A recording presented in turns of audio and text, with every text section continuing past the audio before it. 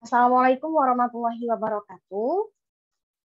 Kami dari kelompok 9A akan menjelaskan PNID yang telah kami buat, yaitu PNID Steam Boiler pada PLTU. Sebelumnya perkenalkan terlebih dahulu, saya Suprihatin, NRP 1041-1910-0053, dan rekan saya Sinta Amelia Putri, NRP 1041-1910-0057. Jadi, boiler ini dapat diartikan sebagai alat yang berfungsi untuk mendidihkan air. Pada PLTU atau pembangkit listrik tenaga uap, boiler ini berperan untuk menghasilkan uap. Secara konstruksi, boiler itu adalah sekumpulan pipa yang disusun berjajar yang membentuk seperti dinding persegi. Baik, langsung saja kita menuju ke pembacaan PNID yang telah kami buat.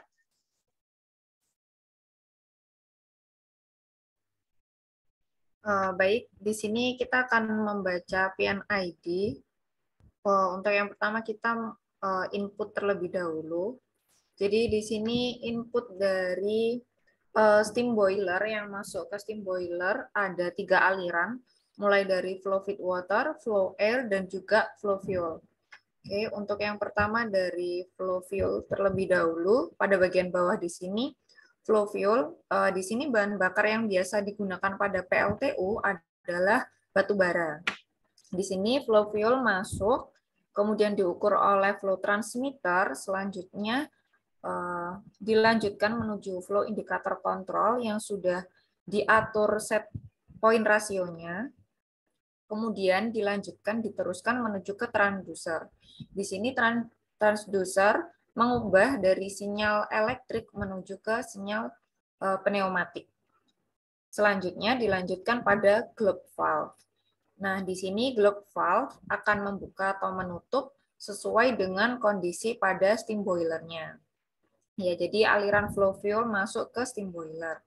Selanjutnya, flow air akan masuk ke steam boiler.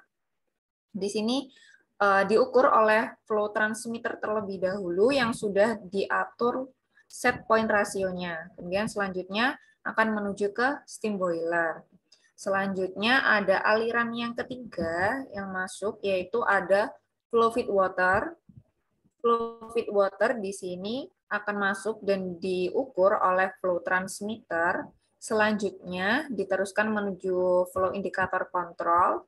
Flow indikator kontrol di sini menangkap sinyal dari flow transmitter, selanjutnya diteruskan menuju ke transducer.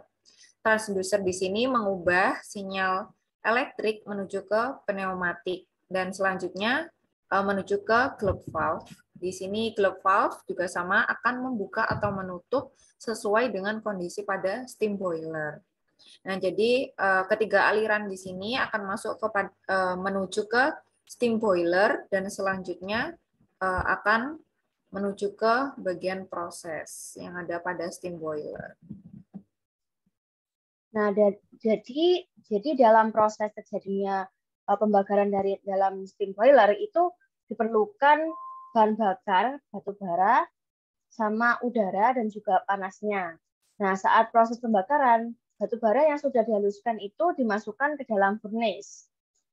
Nah, dimasukkan ke dalam furnace itu bersamaan dengan udara. Nah, saat terjadi pembakaran, itu panasnya itu ditransferkan ke pipa-pipa boiler sehingga memanaskan air yang ada di dalamnya. Nah, makin lama dan banyaknya panas yang terserap, air itu akan mendidih sampai menghasilkan uap panas. Nah, uap ini lalu bergerak ke atas menuju steam drum untuk dipisahkan antara fase uap dan fase cairnya.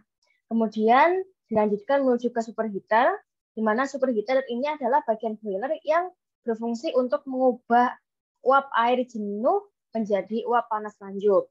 Nah, sebenarnya uap yang telah dihasilkan dari steam drum tadi itu masih berupa uap jenuh atau uap basah. Sehingga jika digunakan langsung itu dapat merusak turbinnya.